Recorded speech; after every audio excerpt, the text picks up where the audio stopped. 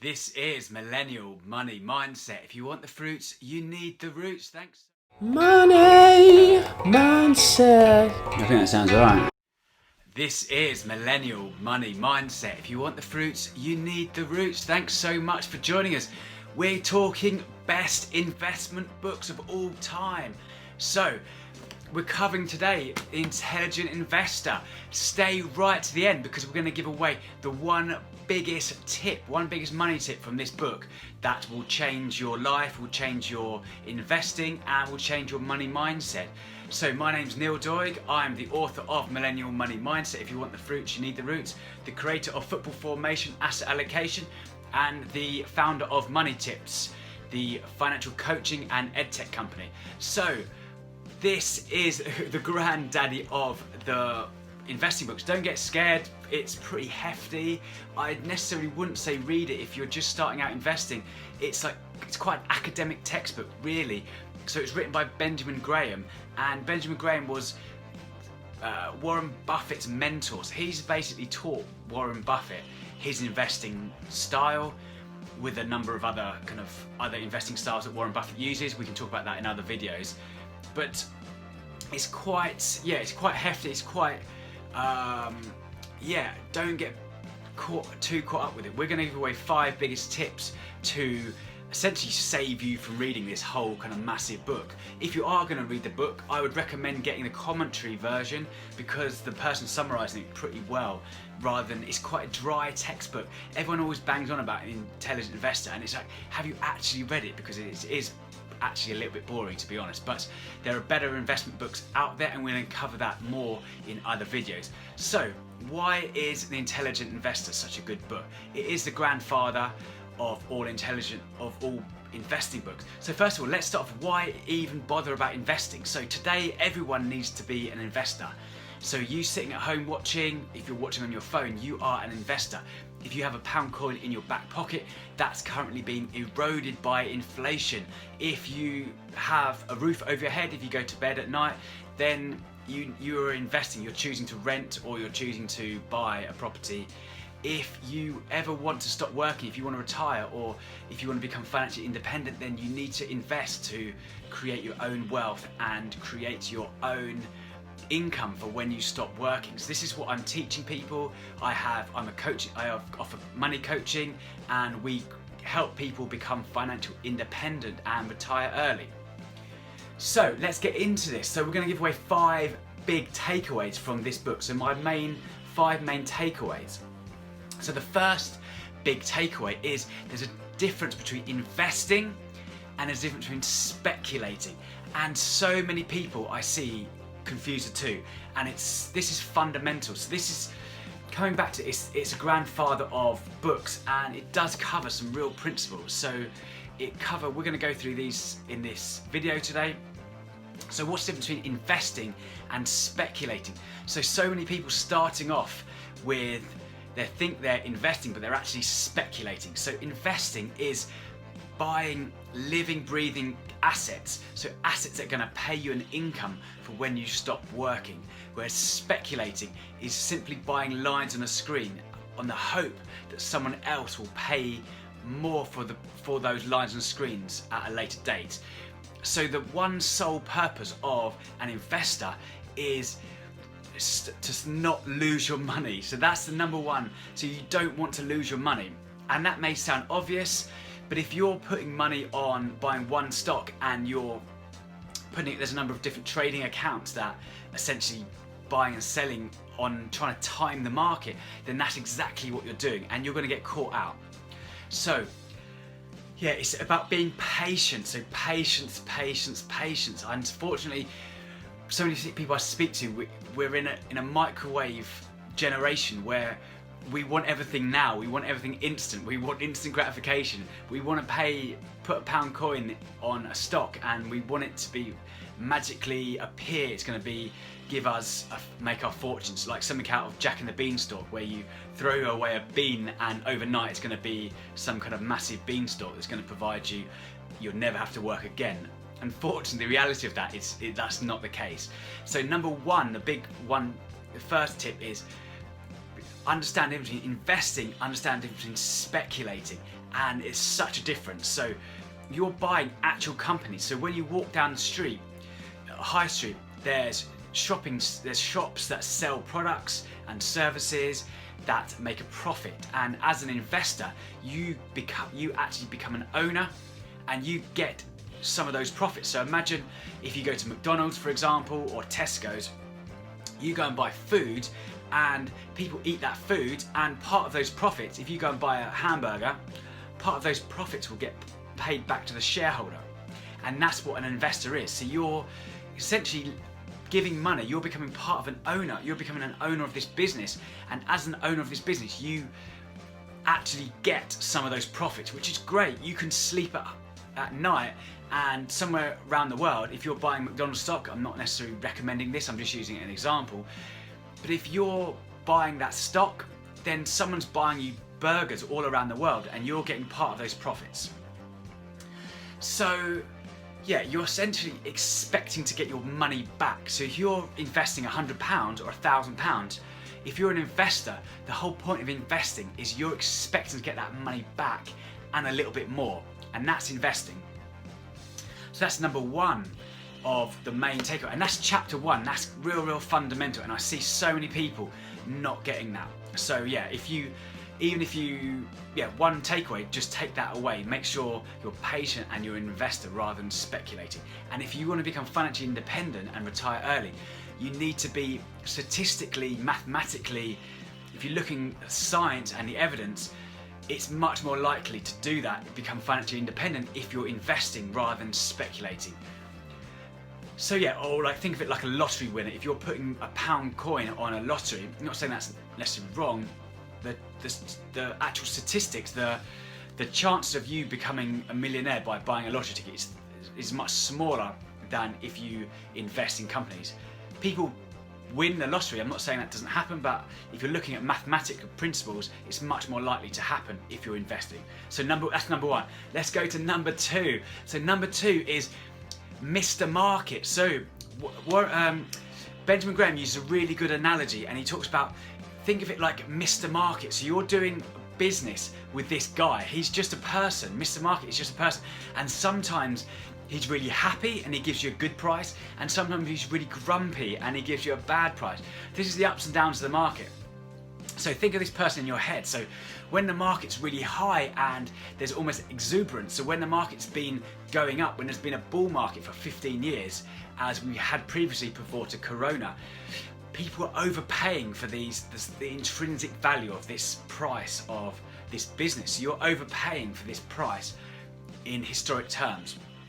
So this person, this Mr. Market, is happy, and he's actually charging you a higher price because he's happy and he can. So you can actually pay, you're going to be paying more for that business than if you hadn't previously. So that's Mr. Market, and where he's really happy. And then there's Mr. Grumpy Market. So when coronavirus hit, for instance, everyone got scared, everyone got worried. And if you look statistically back historically over different other crashes, where people get scared and worried and they're like, oh, I want to keep my money, or they want to sell really quickly because they're scared that they think the market's overvalued and they don't think they're going to make money in the long term. And then you have this other person. So you have Mr. Happy when the market's really buoyant and exuberant and overpriced perhaps. Then you have Mr. Grumpy, which is he's really grumpy and he wants to get rid of his shares. So don't necessarily worry about the ups and downs of the market. You can trade with this person, Mr. Market, and you can make money on the ups and on the downs of actually trading, buying and selling, looking at the intrinsic value of the company. And that's essentially what this book tells you how to do, the intrinsic value of a company. And that's super important. So number three is, so the difference between a defensive investor and an enterprising investor. So to be an intelligent investor, is what he talks about, is to be an enterprising investor. It's to use your intelligence, your brains, your experience to try and see if a company or the market is overvalued. And he also talks about a defensive investor. So it's perfectly fine to be like, actually, I don't want to read a chunky book like this. I've got better things to do. I prefer to go and see friends. I'd go and see family. I'd prefer to go and, I don't know, read or go and take an art class. And that's perfectly fine. You can actually do that. You can actually be a defensive investor. And essentially you can go and put money into a tracker fund, which is basically tracks the market ups and down. And you don't have to worry about the ups and downs of the market. That's perfectly fine. And that's a sound investing principle, and there's nothing wrong with that. What this book's essentially trying to teach you is to try and beat the market. So it's trying to be intelligent and beat the market. The thing with, if you are just going to buy the market, there's a lot of rubbish. There's a lot of companies out there. If you walk down a high street, you might see a Tesco's and a McDonald's that's been there for years. Then on the flip side, you might see, I don't know, a rubbish company that you think that's going to go out of business pretty soon. I don't know, maybe it's a photography company, and you know, with the invent of the iPhone, or a camera company, now we can just use an iPhone. We don't need to sell expensive cameras anymore. That's just an example, but there are rubbish companies that are investing. The statistics on starting a company is crazy. Something like 50% of businesses will go out of won't last after 5 years. So there's a lot of rubbish out there. So if you're buying the whole market, then you're going to be buying a lot of rubbish as well. So essentially the point of this book is to try and use your intelligence, or use your enterprise and in entrepreneurial kind of flair or ability to try and predict or trying to look at the intrinsic value of different companies, and are they overpriced or are they offering value. So that's essentially that's point 3. So the difference between a defensive investor, which just tracks the market, which is perfectly fine. If you don't want to have to do that. You don't want to have to spend your time on a Saturday morning looking at the intrinsic value of a company. That's fine, you can do that. But then if you do want to actually analyze and try and beat the market, there are strategies and ways to do that, and that essentially it teaches you this in this book.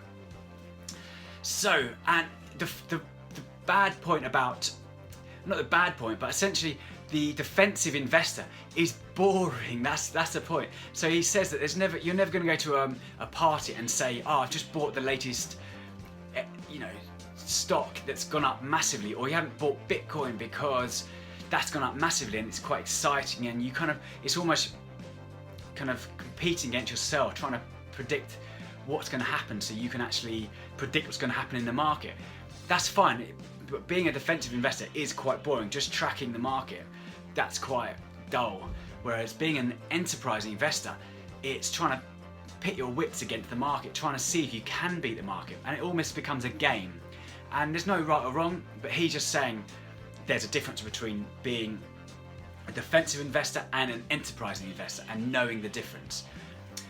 So point 4 is not putting all your money into stocks. So there are different asset classes. So Benjamin Graham talks about having 25% of your money in bonds. So bonds is where you're lending money to companies, or you're lending money to governments. So you don't actually fundamentally own that company. So when you buy a stock, when you buy a share, you're buying part of that company. So you become an owner, and you take on more risk than if you're just lending that money. So he's saying you don't have to put all your money into stocks. You can actually just put some of your money, 75% of it, into stocks, and then 25% of it into bonds, and that's perfectly okay. And that's going to protect you against major losses. And he talks about having a moat around your portfolio. So think of it like having a castle, and then having a moat around, like a river moat around your castle. And he talks about that either having defensive companies, which the moat might be a big cash buffer. So a company like Apple or a company like Coke, for instance, they're going to have huge amounts of cash reserves in their company. So if there's a downturn, then Apple's not going to perform in the next few years. They've got enough cash to protect them against that. So yeah, he's saying, and then you can rebalance every year. So rebalance is essentially putting the proportion of bonds and proportion of stocks back in proportion to you. So he talks about having 25% in bonds, there's no right or wrong there. If you look at the principles, if you're younger, you can actually go more into stocks, and if you're older, you might want to have, if you're older, you want to have more in bonds because you have less time to ride out the ups and downs of the market. So if you're younger, you can have more in stocks, and if you're older, you can have more in bonds, and that's going to protect you more. And you can, this is called asset allocation, and you can build your portfolio around yourself. And this is what we go through in my coaching program. So I've got a 5-step method to money mindset, and we talk about asset allocation. It's step 4 in how you diversify in building your own portfolio. So that's tip 4, or the 4th main takeaway from the Intelligent Investor. And so the 4th point is to have some, you can have money in bonds, or you can have money in shares. You can have different asset allocation. So what is point 5? So point 5 is value investing. So what is value investing? So it's actually looking, as we mentioned before, it's looking at the intrinsic value of each company. So how would you do that? So you look at the price. So how much is that share costing you? So if you look at the stock market, you can go into a paper or go to Yahoo Finance or Google Finance, and you can see how much a stock costs. You can go to Apple, you can go to McDonald's, you can go to BP. How much is that stock worth? And then you can look at the earnings. So how much is that company earning? How much is it getting? How much money is coming into that business? So think of it like, so it's what they call the price to earnings ratio, the PE ratio. This is one of the fundamental ways to value a company. This is quite more advanced. As I said, this is kind of pretty in depth. Don't worry about this too much if you're saying, well, I don't know what a PE ratio, what you on about. Yeah, it's essentially all it is how much it's the price of something versus how much it's earning, how much it's making money. And it's as simple as that, and you can divide that, and different sectors have different PE ratios. So a tech stock might be, their price might be much higher than how much they're earning because they're pricing that into the future. So they might think, actually in the future this is going to be much more valuable, we're going to earn much more money. Tech stocks, technology tends to be much more riskier, much more high risk. Whereas if you're looking at, say for instance, a utility company, so a water company or an insurance company, or maybe even an energy company, so lighting, or even an oil company, these will have much, you'll get much more, the price will be much more earnings compared to the price. So that's tip 5. So what is, I said there would be one tip at the end, and it is, so diversify. So you don't buy one stock. Don't read this book and go, right, I'm going to go into just one stock like McDonald's, or one stock like BP, or one stock like Apple. Don't ever buy one stock, because you increase your risk by 60% because you have market risk. You have counterparty risk, sorry, not market risk. You also have market risk, but you have counterparty risk. So the CEO can say something silly, and then it can tank that share price. So never buy one share. Always buy always buy a basket of shares. Technology today is amazing. You don't need to buy just one share. So the investor's chief aim is to avoid losses. So if you have £100 or £1,000, your chief aim is not to lose that money, because it gets harder and harder. Once you start losing money, it's harder and harder to get that money back.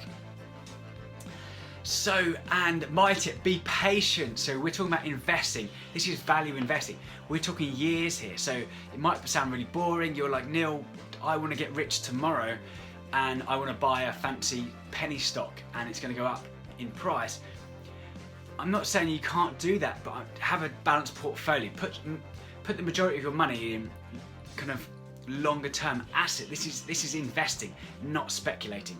So thanks for watching. Please, which is your 5 tip? Which one of the 5 tips that you recommend, or 5 takeaways which you got the most use out of?